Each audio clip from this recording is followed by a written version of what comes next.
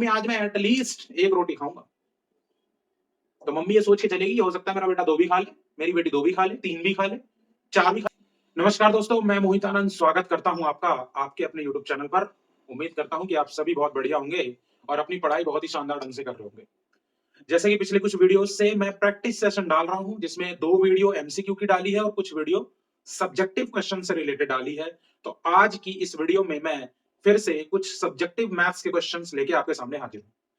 जो भी लोग चैनल पर पहली बार आए हैं वो चैनल को सब्सक्राइब जरूर करें, वीडियो को पूरा देखें और फिर अगर कोई क्वेरी होती है तो अंत में कमेंट करना ना भूलें। वीडियो को लाइक करें और ज्यादा से ज्यादा शेयर करें। आज की इस वीडियो में 3 मार्क्स वाले कुछ क्वेश्चंस हैं। सबसे पहला जो क्वेश्चन है इस सीरीज का वो है कि अगर अल्फा और बीटा एक पॉलिनोमियल के जीरोस हैं, पॉलिनोमियल दिया गया है x² + cx + 48, तो हमसे एक तो c की वैल्यू पूछी है। अब अल्फा और बीटा गिवन है तो अल्फा बीटा में एक कंडीशन भी दे दी है, अल्फा माइनस बीटा का whole square is equals to 169।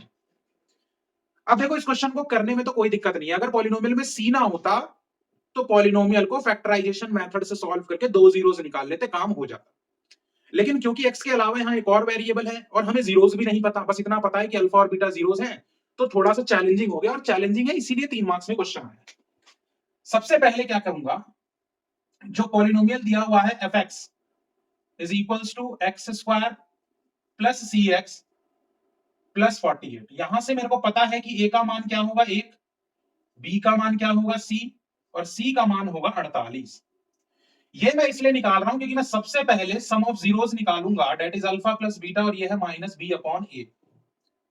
भैया b क्या है, क्योंकि मैंने पॉलिनोमियल को इससे कंपेयर कर दिया तो b की वैल्यू क्या हो गई -c, a कितना है 1, तो यहां से अल्फा प्लस बीटा बराबर निकल गया माइनस का c। इसको इक्वेशन 1 मान लिया। दूसरी जो इक्वेशन लगाई उस प्रोडक्ट ऑफ जीरोस की लगाई, और मैं जानता हूं कि अल्फा इंटू बीटा बराबर होता है c/a। अब ये c क्वेश्चन का c नहीं है, ये c फॉर्मूले का c है, और c की वैल्यू कितनी है 48, तो alpha beta is equals to 48/a, तो अल्फा बीटा बराबर कितना आ गया 48 आ गया। इसको इक्वेशन नंबर 2 मान लिया। अब हमें गिवन क्या था बताइए जरा, हमें गिवन दिया गया था अल्फा माइनस बीटा का whole square is equals to 169। अब अगर यहां से मैं चाहूं, समझिएगा बात को, तो 2 इक्वेशन बना सकता हूं। जैसे मुझे दिख रहा है कि अल्फा प्लस बीटा बराबर क्या है माइनस का c। इस इक्वेशन को अगर मैं सॉल्व करूं तो क्या बनेगा, alpha square plus beta square minus 2 alpha beta is equals to 169। तो alpha square plus beta square minus 2 multiply alpha into beta की वैल्यू 48 है बराबर 169। यहां से alpha square plus beta square बराबर कितना होगा 169 प्लस में 96, तो 9 6 15 का 5 हासिल लगा 1, 10 6 16 का 6 हासिल लगा 1, alpha square plus beta square की वैल्यू 265 आ गई। इसको इक्वेशन नंबर 3 मान लिया। अब alpha square plus beta square मुझे पता ही नहीं है तो दिक्कत तो है। मैंने क्या करा, on squaring both side of equation first. क्यों, क्योंकि पहली वाली इक्वेशन में ही मुझे सी दिखा और मुझे सी की ही वैल्यू निकालनी है। तो जब मुझे सी की वैल्यू निकालनी है तो मुझे इसमें और अब इसमें एक रिलेशन ढूंढना होगा। समझ में आ रहा है कि नहीं आ रहा है? और वो रिलेशन बन सकता है जब मैं दोनों साइड स्क्वायर कर दूं। जैसे मैं दूसरी साइड स्क्वायर कर रहा हूं तो ये हो रहा है अल्फा प्लस बीटा का होल स्क्वायर बराबर माइनस सी का स्क्वायर। ये क्या हो गया, alpha square plus beta square plus 2 alpha beta बराबर में सी स्क्वायर। अब मुझे बताओ alpha square plus beta square आ रहा है ना काम, तो 265 प्लस 2 गुने अल्फा इंटू बीटा कितना 48 बराबर सी स्क्वायर। तो यहां से हो गया 265 प्लस 96 बराबर सी स्क्वायर। 6 और 5 11, 6 और 3 और इस पे क्या लगा दिया रूट, तो सी का मान मेरे बच्चों यहां से क्या आ गया 19 आ गया। समझ में आ रहा है कि नहीं आ रहा है? अगर ये क्वेश्चन समझ में आया हो तो लाइक करिए, जल्दी से इस क्वेश्चन को कॉपी करिए। फिर देखते हैं अपना आज का क्वेश्चन नंबर 2। क्वेश्चन नंबर 2 है, उसमें 2 इक्वेशन दे दिए और दोनों में ही 2 वेरिएबल हैं। तो लीनियर इक्वेशन इन 2 वेरिएबल को एलिमिनेशन से, सब्स्टिट्यूशन से ग्राफिकल मेथड और क्रॉस मल्टीप्लीकेशन मेथड से आप सॉल्व कर सकते हो। क्वेश्चन कहता है m की वैल्यू निकालो इस इक्वेशन से। इसका मतलब है x भी नहीं पता, y भी नहीं पता और m भी नहीं पता। तीन इक्वेशन, तीन वेरिएबल और तेरे तीन इक्वेशन। इसका मतलब किसी दो इक्वेशन से x और y निकालना है, तीसरी में पुट करके m निकालना है। Very good.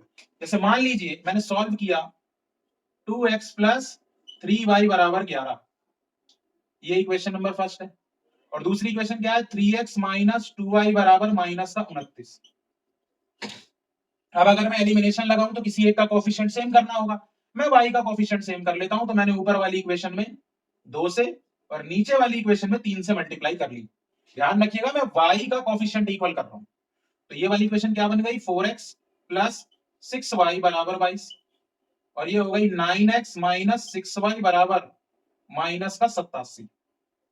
अब क्योंकि कोफिशिएंट सेम और साइन अपोजिट है तो मेरे को सिंपली इस इक्वेशन को प्लस करना है। 6y प्लस का 6y माइनस का गया, 9 और 4 13x बराबर 7 में से 2 गए 5 और 8 में से 2 गए 6 माइनस का, क्योंकि 87 बड़ा है तो यहां से मेरे बच्चों x की वैल्यू कितनी हो जाएगी, माइनस 65/13। तो x का मान कितना हो जाएगा, 13 पंजे 65। अब इस x के मान को मैं किसी भी इक्वेशन में पुट कर सकता हूं। मान लीजिए मैंने पुट कर दिया इक्वेशन नंबर फर्स्ट में, तो 2 गुने माइनस 5 प्लस 3y बराबर 11 माइनस 10 प्लस 3y बराबर 11, 3y बराबर 11 plus 10, 3y is equals to 21। तो y का मान मेरे बच्चों कितना आएगा, 7 आएगा। मुझे x पता चल गया और क्या पता चल गया, y। तो सिंपली मेरे पास एक इक्वेशन है, y is equals to mx plus 2। y put करो 7, mx माइनस का 5x प्लस 2, 7 में से 2 गए 5 बराबर माइनस 5x, x का मान कितना होगा, माइनस। ऐसे महान मुहूर्त मुझे मिल जाते हैं बच्चे, भयंकर मैथमेटिक्स वाले। वो क्या कहते हैं जी, यहां -5 था, इधर गया तो प्लस हो जाएगा और x का मान 10 लिख देते हैं। अरे मेरी भैया हाथ जोड़ के विनती है कि ये बेशक -5 है लेकिन ये मल्टीप्लाई में है, क्योंकि -5 x का कोफिशिएंट है। इसीलिए जब ये उधर गया तो डिवाइड में गया तो आंसर मेरा -1 आया। और सॉरी यहां पर m होगा, ठीक है जी, गलती से मैंने x लिख दिया है, आप उसको करेक्ट करके m बराबर -1 हो जाए। क्लियर है, कोई दिक्कत होनी भी नहीं चाहिए। आइए बढ़ते हैं क्वेश्चन नंबर 3 की ओर। जो हमारा क्वेश्चन नंबर 3 है वो कहता है कि दो आदमी के आमदनी का अनुपात, रेशियो ऑफ देयर इनकम 9:7 है और उनके खर्चे का अनुपात 4:3 है। अगर दोनों व्यक्ति प्रति महीने 2,000 रुपए बचा लेता है कमा के खर्च करने के बाद, और जो कि अच्छी बात है, आप चाहे 10 रुपए कमाएं, चाहे 10,000 कमाएं, चाहे 1 लाख कमाएं, शेविंग जरूर करिए, बहुत जरूरी है। समझ में आ रहा है कि नहीं आ रहा है? अब 2,000 रुपए महीने बचा लेना है तो बताओ उनकी मासिक आय कितनी। ये क्वेश्चन देखते ही आपको समझ में आ जाना चाहिए कि ये लीनियर इक्वेशन इन 2 वेरिएबल का क्वेश्चन है, क्योंकि यहां पर इनकम एक वेरिएबल लेगा और एक्सपेंस दूसरा वेरिएबल लेगा। हमने क्या करा, पूरा लैंग्वेज बेस्ड क्वेश्चन है। हमने लिखा कि let the ratio of their income be x. Income का रेशियो एक्स मान लिया और ratio of their expenses be y मान लिया। तो बताइए इनकम कितनी हो गई, मैं कह सकता हूं कि इनकम हो गई 9x और एक की कितनी हो गई 7x। भैया तो एक्सपेंस कितना हो गया, एक की हो गई 4y, एक की हो गई 3y।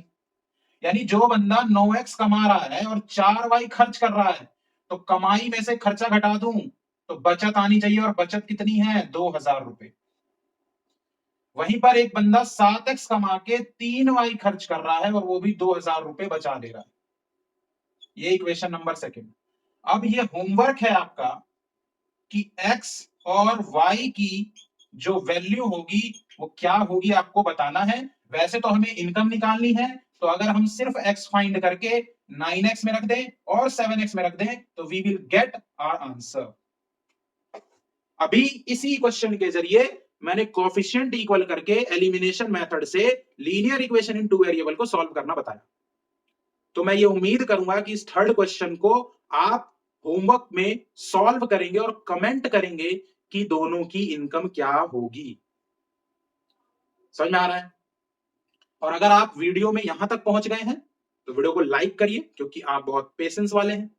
नहीं तो आज के टाइम में लोगों का वॉच टाइम जो होते जा रहा है, स्क्रीन वॉच टाइम वैसे तो बढ़ रहा है, रील्स और शॉर्ट्स देखने में 2-2 3-3 घंटे निकाल देते हैं लोग, लेकिन किसी एक चीज पर फोकस करने का जो कंसंट्रेशन पावर है वो बहुत कम हो गया है, क्योंकि आप देख ही रहे हैं पहले बड़ी वीडियो आती थी और अब वीडियो छोटी होते होते शॉर्ट्स और रील्स 30 सेकंड की हो गई है, और हम तो उसको भी स्वाइप करने में टाइम नहीं लगाते, 30 सेकंड की चीज भी पूरी नहीं देखते। क्योंकि हमें क्या चाहिए? हमें हर चीज में मजा चाहिए, एंटरटेनमेंट चाहिए।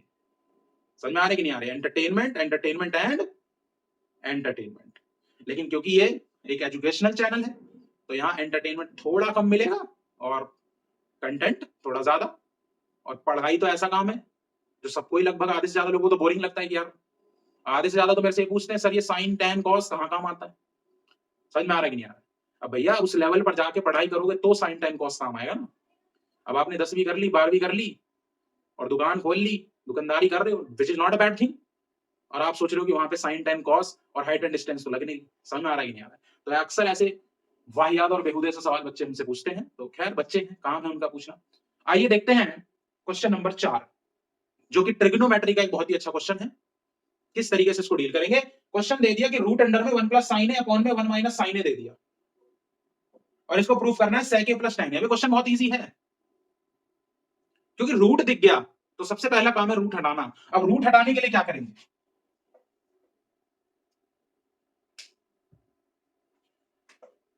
मैंने ले लिया इस क्वेश्चन का एलएचएस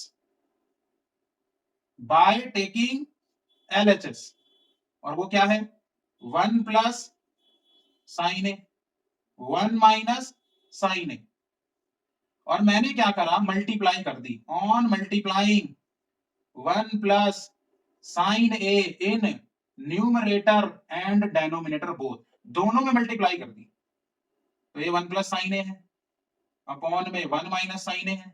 मैंने ऊपर नीचे 1 प्लस साइन ए और 1 प्लस साइन ए से मल्टीप्लाई कर दी। जैसे मल्टीप्लाई करी ऊपर बन गया 1 प्लस साइन ए का होल स्क्वायर, और नीचे बन गया ए स्क्वायर माइनस बी स्क्वायर। हाँ बोलना पड़ेगा, हाँ बोलना पड़ेगा। तो 1 प्लस साइन ए का whole square as it is, और नीचे आ गया 1 minus sine square A. Very good. यहां से मैं क्या लिख सकता हूं? 1 प्लस साइन ए का होल स्क्वायर अपॉन में 1 minus sine square A. Very good, cos square ए। इस स्क्वायर और इस स्क्वायर से इस रूट का खात्मा हुआ तो बचा 1 प्लस साइन ए अपॉन में कॉस ए। अब मेरे बच्चों दोनों के बटे में कॉस लिख लो। क्या लिख लो? कॉस। तो मुझे बताइए 1 बटे कॉस कितना? sec, और साइन बटे कॉस कितना? tan। क्या यही मेरी राइट हैंड साइड है? हाँ बोलना पड़ेगा। क्या LHS और RHS दोनों बराबर आ गई? बिल्कुल सिंपल तरीके से, एक ही स्टेप है, एक प्राइमरी स्टेप। रूट के अंदर न्यूमरेटर और डिनोमिनेटर के अंदर में 1 प्लस साइन है। 1 प्लस साइन है इसलिए लिया है क्योंकि नीचे 1 माइनस साइन है। अरे समझ में आ रही है मैं क्या बोलना चाह रहा हूं? आप, उम्मीद करता हूं कि आप समझ पा रहे हो, क्योंकि समझना बहुत जरूरी है। ट्रिग्नोमेट्री का एक क्वेश्चन, 3 नंबर का क्वेश्चन, बहुत ही आसान तरीके से इसकी धज्जी उड़ा दी गई आपके सामने। आप इसे कॉपी में नोट डाउन करें और फिर बढ़ें आज की वीडियो के आखिरी क्वेश्चन की ओर, क्वेश्चन नंबर 5, प्रोबेबिलिटी यानी कि प्रायिकता का एक क्वेश्चन, 3 नंबर का क्वेश्चन, बेहद ही वाहियात क्वेश्चन।